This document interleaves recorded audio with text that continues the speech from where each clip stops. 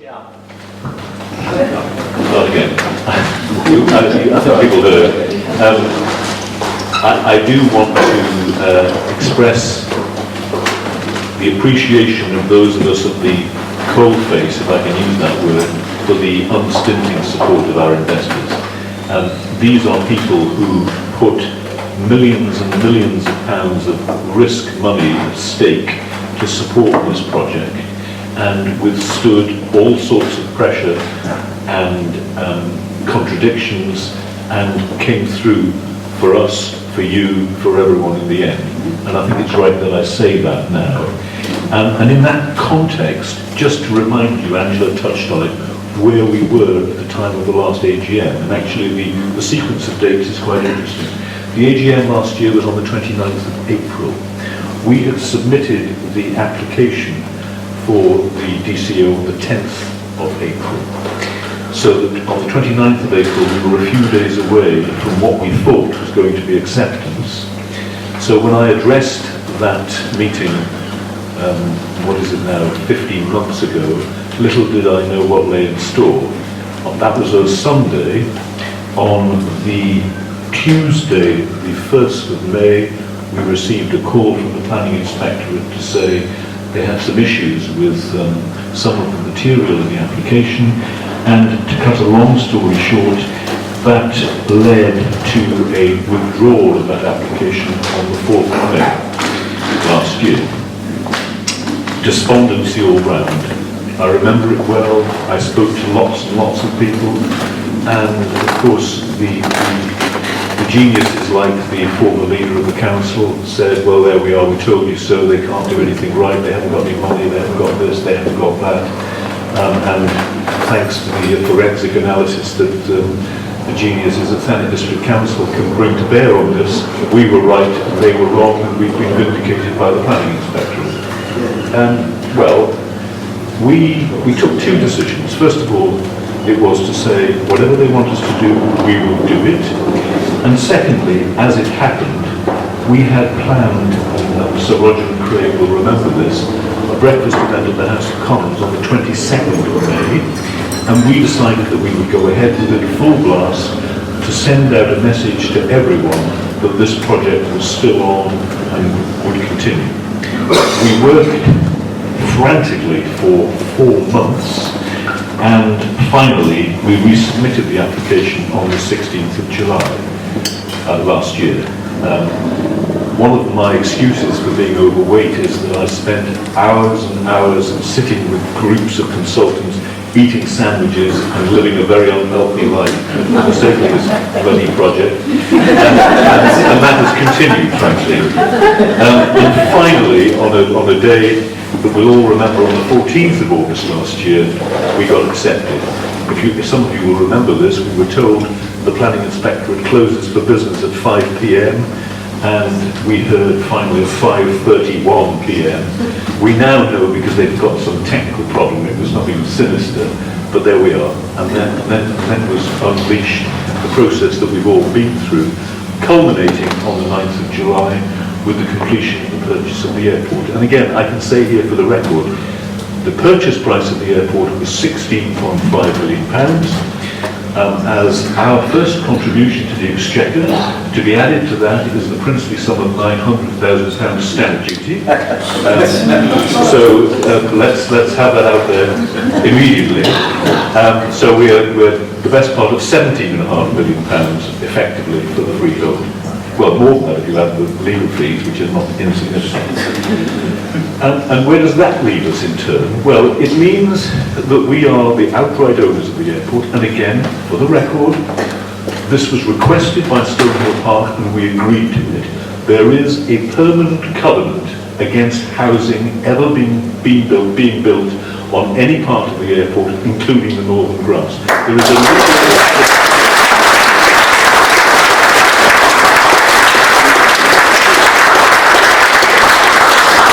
it can never happen.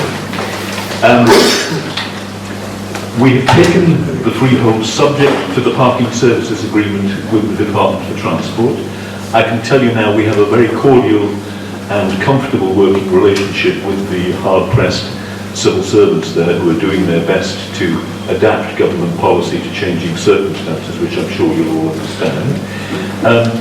And the position, which some of you will have seen, is as follows. There is equipment on the site. Some changes have been made to the site. A promise, thanks to a question from Sir Roger, was given by the Secretary of State or by the Minister that full reinstatement would take place, and having spoken to the civil servants, we're comfortable with that. One of the bonuses for us is that there is now 24-hour-a-day security at the airport, which is excellent, and we are working happily with the security there. We have unrestricted access to the site, which helps us enormously, and it means that we will be able to now start work on those bits of survey that we were not able to do thanks to the lack of cooperation of the previous owners. So there will be environmental studies going on, there will be surveys going on, and there will be some preliminary archaeological work going on the northern grass, all of which is designed to have us ready and fit for purpose as soon as the DCO is granted at the beginning of next year. So that's the. Can I just ask, there's houses being built on land that used to have like prefabs on when the RAF and new houses being built. Is that nothing to do with it anymore? No, that's off-site. It's not, it's not But affected. it was part of the RAF site when it was a long time ago. Yeah, but it's not part of it. It's never been part of the airport site. So we're not the owners of that. No. Nor, for the record, are we the owners of the fire training school, which remains in MOD ownership. So access is under control. It also means that for those of you who've been kind enough to send me regular reports of activity on the site, anything that takes place on the site from now on will be taking place with our knowledge and approval, and some of it will be our people. So nothing sinister anymore, or nothing to be suspicious about. As far as the Department for Transport is concerned, our understanding is that there are no further capital works to be undertaken on the site, and we're now in a state of stasis, really, awaiting political events. And our commitment to them is we will support them in full. And finally, for the record, in relation to this matter, just to say the revenue from the parking services agreement does not come to us, it still goes to Stonehill Park. That was part of the deal. Oh yes, so there are some misunderstandings about that. That's part of the deal. If Operation Stack or Grok or whatever else they choose to call it in the future does take place, and there is a process for managing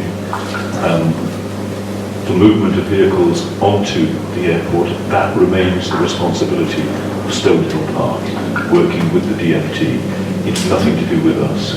We simply act as landlords receiving no rent, no payment. We simply oversee it. So it's important that we say that, because I've read some absolute nonsense on some other Facebook pages suggesting the contrary. Now, more generally, there are a number of things that we are looking at. One of our investors are very keen that we have some kind of open event on the site in September, if we can, for supporters and others. Now, we're cautiously looking into that.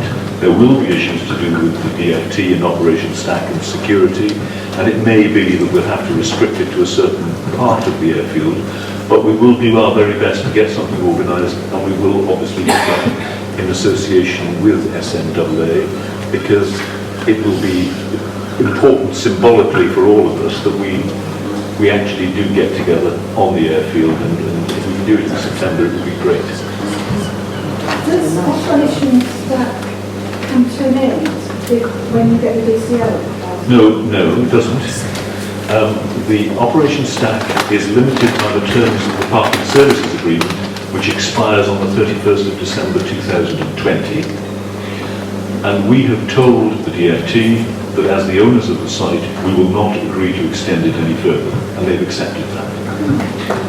So that is a very important point for us, and And that perhaps that takes me into the next part of my explanation of the steps that are still to occur.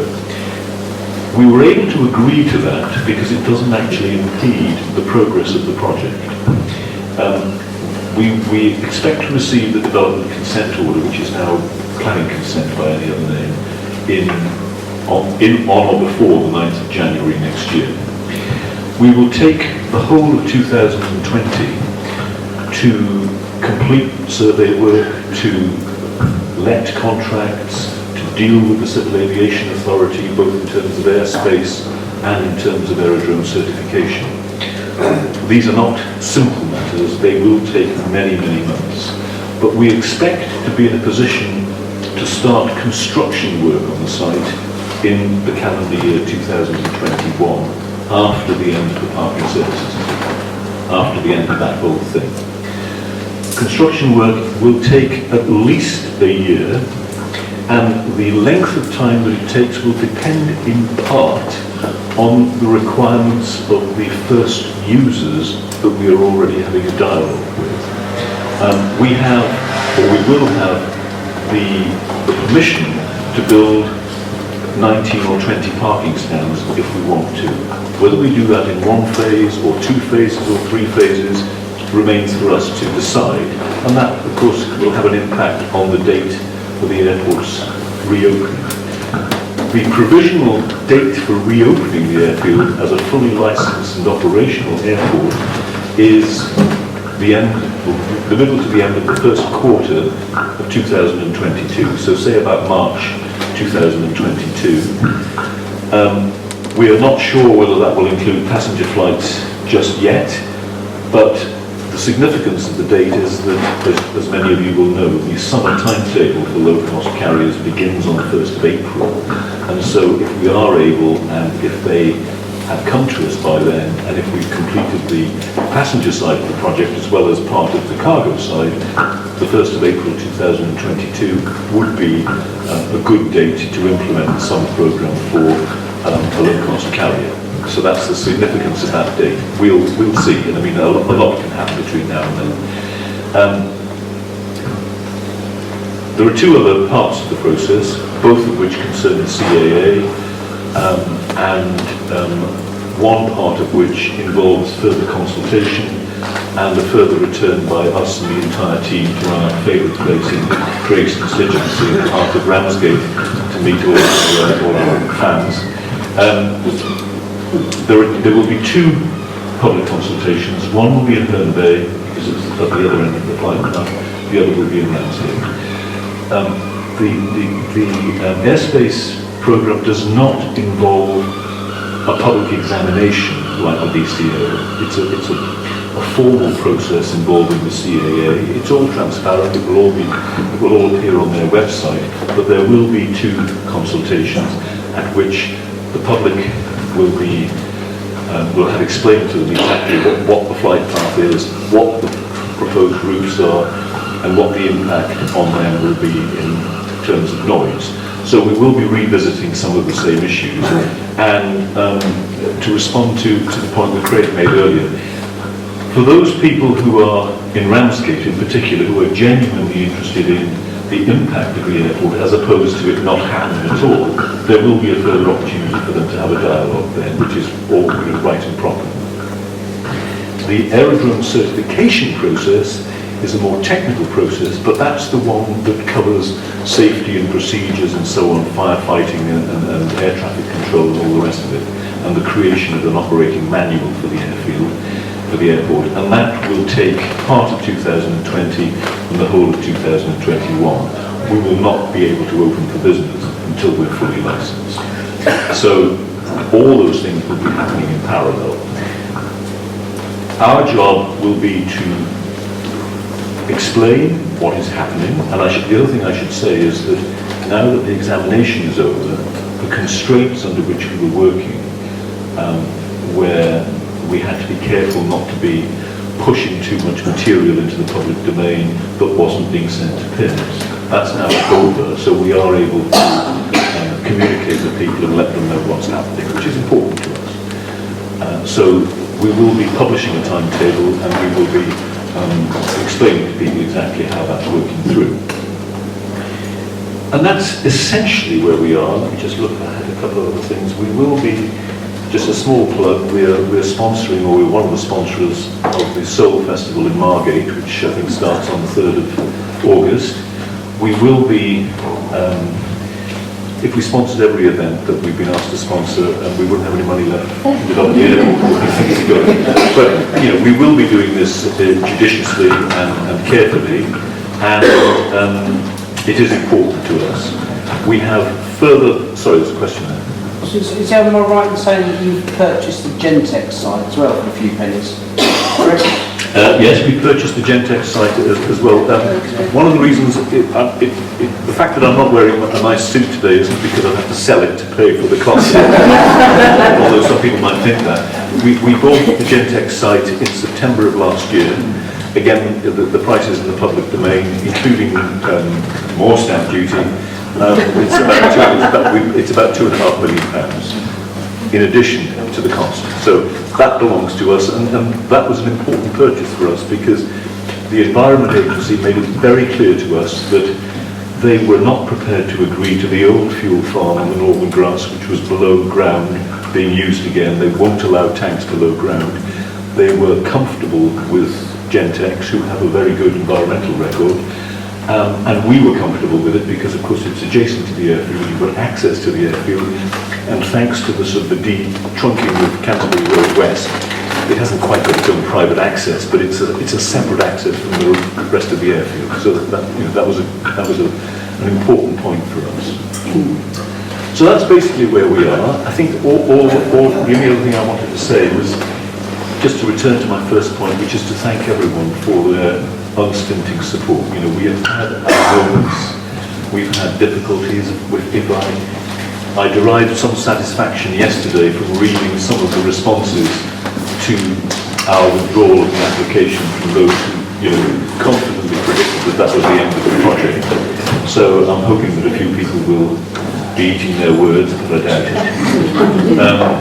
it. It is nice to be in this position, and genuinely, I'm speaking on behalf of my fellow directors and our investors. It doesn't matter how wealthy you are, if you don't feel you've got the confidence of most of the public behind you, it's very difficult to justify your decisions. So thank you all for that.